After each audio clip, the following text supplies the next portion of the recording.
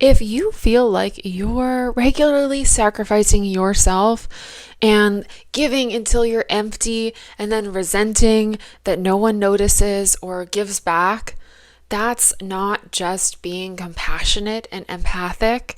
That's actually the empath shadow of martyrdom. In this video, I'll show you why it happens and how to break free so that your giving comes from love, not depletion or obligation. Hi, I'm Monica of Monica Gold Soul, and before we continue, I want to make sure to tell you about my Inner Child Healing Bundle. It is so powerful for working with all of these shadow wounds, like the one that we're talking about today. Really, in this bundle, you get a meditation, so an audio track. You get to bring to mind some sort of a trigger that you're dealing with in your life today.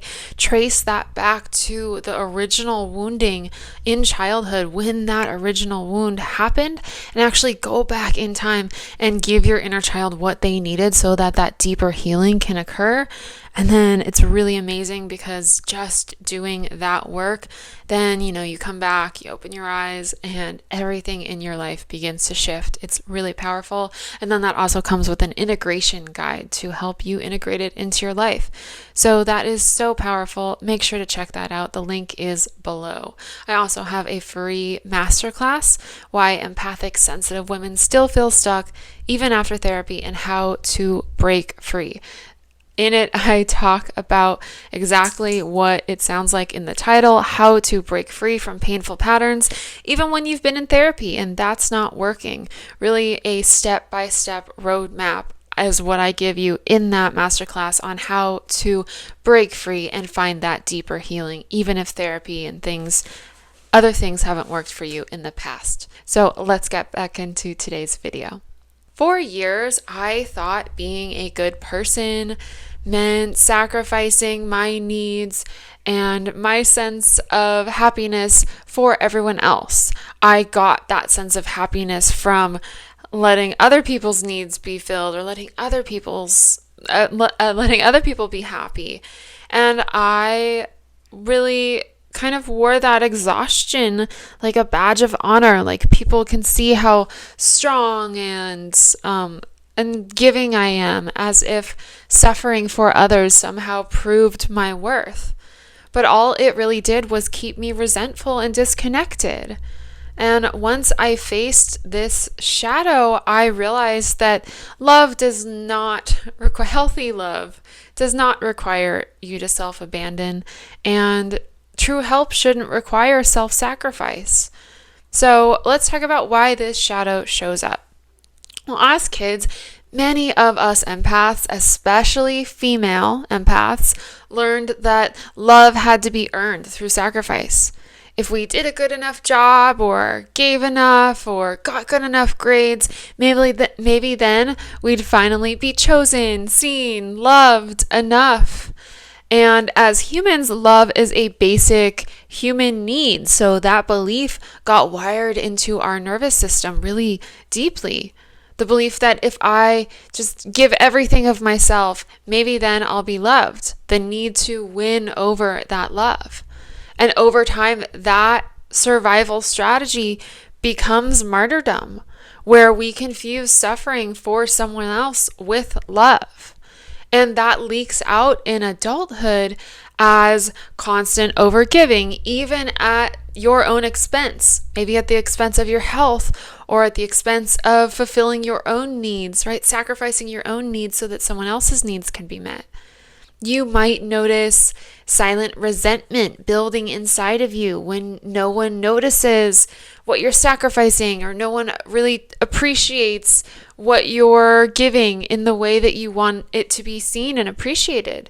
Or you might feel guilty, and like anytime you rest or you receive support, you feel this guilt, like you have to earn it, or you have to earn the right to be cared for or loved. So how do we heal this? The first step is to have that perspective shift, to realize that martyrdom is not your identity. It is a survival strategy, And you don't have to overgive to be worthy of love. It's just a survival pattern that kept you safe back then and doesn't keep you safe anymore. And now it can be rewritten, rewired. And the second step is to reframe love. Often our idea of love gets wired in with the idea that we have to sacrifice for love, that's really not healthy.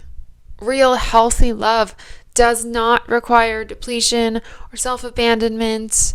So when you notice yourself wanting to help or give, you ask yourself, how can I give in a way that nourishes me too? Can I give in a way that nourishes me too? Or should I step back and take care of myself right now instead of giving or helping someone else? Do I have the capacity to give or help? I think, do I have the capacity? Even that question, I think, feels really foreign. This is like, of course I'm not allowed to ask, do I have the capacity?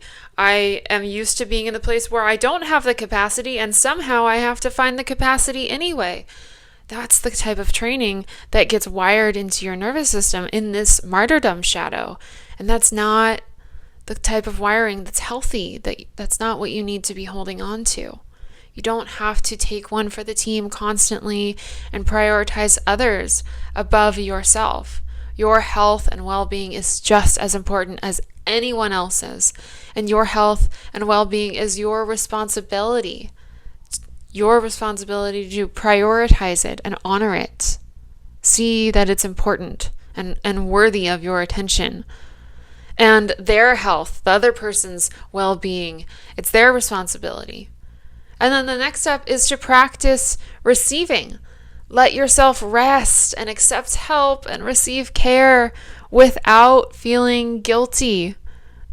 Or you feel the guilt and you love yourself through it so that you can rewire.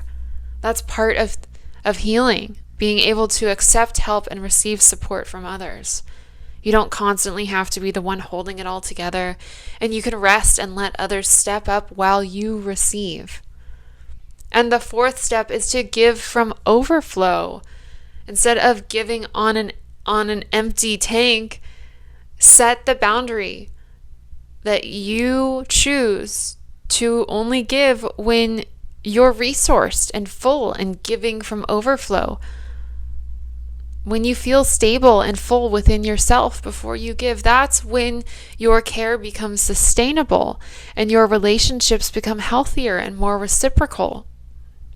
When you integrate this shadow, martyrdom transforms into empowered boundaries and compassion and healthy relationships. And you stop equating love with suffering and instead learn to give from fullness, from overflow. And care and love become sustainable for you to give. And your relationships with yourself and your relationship with others gets so much more healthy. So if this resonates, make sure to check out that Inner Child Healing Bundle. It would be such a powerful healing tool if you resonate with this shadow of martyrdom, which I would be very surprised to meet an empath who doesn't relate to this shadow in some way or another. So make sure to check out that healing. It's very powerful, and I'm excited to share it with you. See you next time.